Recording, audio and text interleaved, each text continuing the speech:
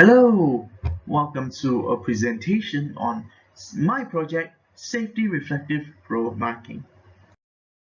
Are you aware that 6 million vehicles crash every year and over a million of those are due to the weather? This information is brought to you by the US Department of Transportation. They also observe three weather patterns in which the most accidents happen, and apparently rain is the one that causes the most accidents. Hence, our objectives are to increase the friction of road markings on the road, to maintain visibility of the road markings, and to improve the pattern of the road markings. But first, a little bit of background. Roads are most slippery at the beginning of a rainstorm. This is due to the formation of viscous aquaplaning, a thin film made up of rainwater, dust, and oil. Although this film will be washed away by the rain, it will soon be replaced by layers and layers of water, which have even less friction. Moving on, we have the road marking paint, which is essentially paint with glass beads. These glass beads are either intermixed, sprayed on, or both.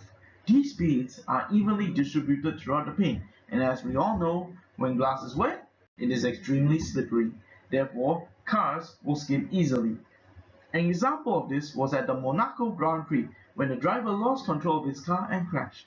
He claimed that the white paint markings on the track were slippery. In our initiating phase, I will share with you our project description, our priority analysis, our stakeholder analysis, our policies and procedures, our risk management, as well as our preliminary scope statement. Our project description is to increase friction, improve pattern, and maintain visibility. Therefore, our plan is to come up with patterns for the road marking paint and then test and compare our patterns with the standard road marking patterns based on friction in both wet and dry conditions, while maintaining the visibility of the paint as well as taking into account the ease of application. This is our priority analysis, where we prioritize the schedule, then the scope, then the quality, and then the budget. This is our stakeholder analysis, where the major stakeholders are Taylor's University, Dr. Edwin Chung, our parents, and the public.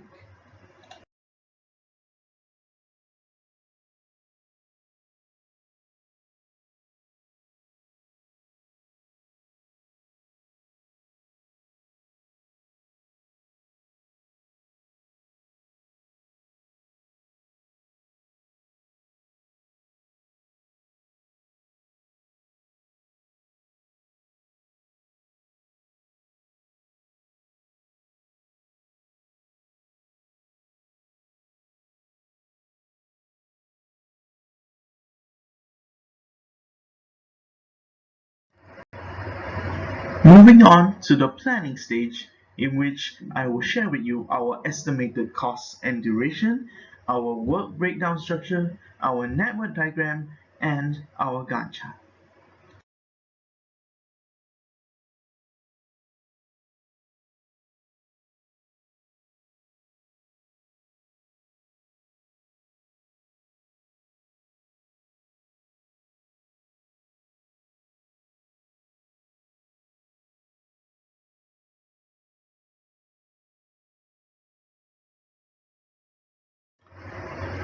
Next up, our executing phase, where I will share with you what did we do, how did we do it, and why did we do it. Based on our research, the road marking paint may be slippery due to the glass beads. However, there was no concrete evidence to support our theory. We also found that the reflectivity of glass beads under wet conditions is very weak, as they are covered with a film of water. We decided to focus on friction because it was a higher priority. Also, I doubt that any manufacturers would be willing to make a new size of glass beads. just for our testing purposes. Firstly, we needed to test whether we had a challenge to solve. We used wood as a base and painted 4 different types of surface on it, the standard surfaces which you find on a road. We would then simulate the wear and tear of the road by sanding these surfaces, and then we would test the friction of the surfaces before sanding, and after sanding under wet conditions.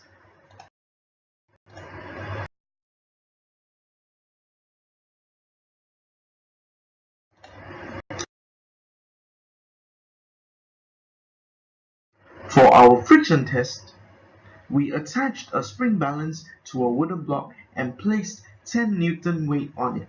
We then observed the amount of force needed to drag this block across the surface. The slides have a more detailed explanation. It is interesting to note that online sources claim that the contact area of the object does not affect the friction generated by the surface.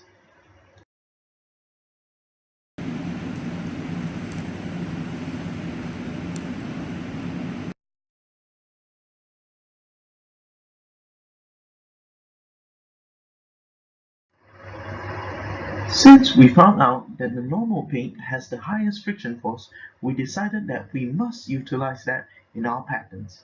Further research has also shown that intermixed glass beads with paint are only used to increase the life cycle of the paint. Next, each of us would come up with a different pattern. We would test the friction of the pattern pre-sanding and post-sanding, as well as in wet and dry conditions, as stated previously. We would then compare our results with the current data provided by the road marking paint and come to a conclusion.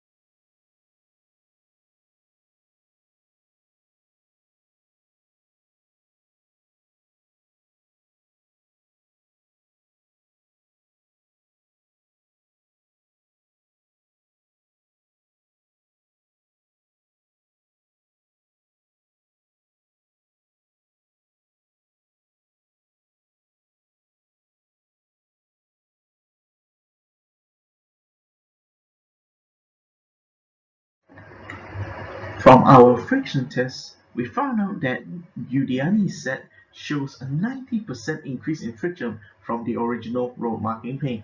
Therefore, our final product will be Udiani's pattern. Onto controlling and monitoring, where I will show you how we monitor and manage the changes to our product. Our plan was to adjust the width and length of the pattern until it reaches the standard set by the Malaysian Department of Transportation. We would then repaint the pattern on a new block of wood and then present this at the engineering fair. Finally, we have come to closing, in which we will have closure, documentation, and a review of the performance.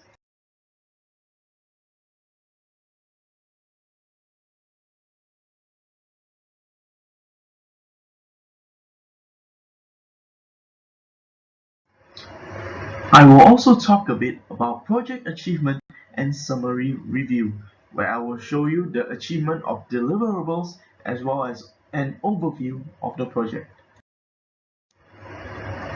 As you can see, we have achieved our deliverable, as our new pattern is quite easy to apply and the friction is 90% more than the original road marking paint. The reflectivity is maintained as a large percentage of glass beads still remain embedded in the paint after sanding. For this project, I was unanimously voted as leader of the team. Not only was I present for every meeting, I encouraged my teammates to be more vocal about their opinions.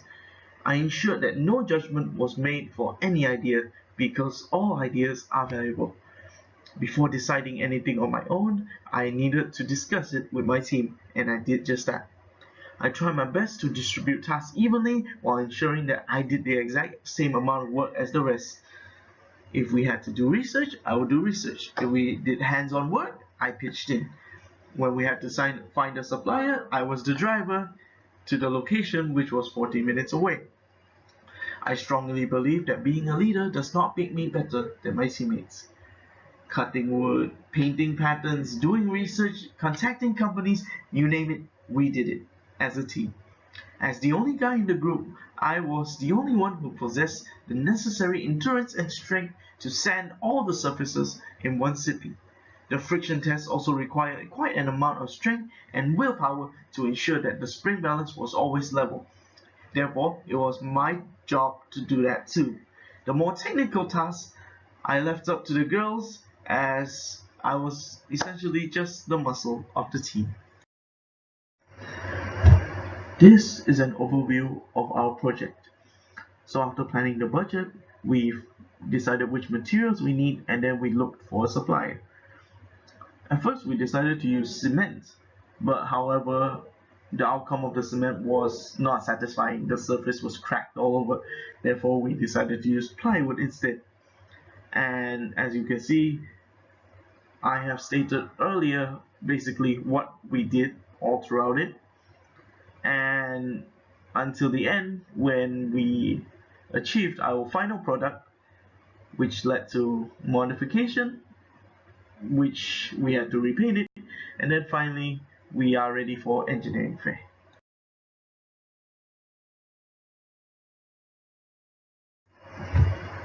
Overall, I believe that my team did well. For the first few weeks we struggled to come up with any idea basically, but my team never lost faith. And when we got our project, the team spent every spare moment in the lab working on the project. Each team member contributed as much as they could to this project.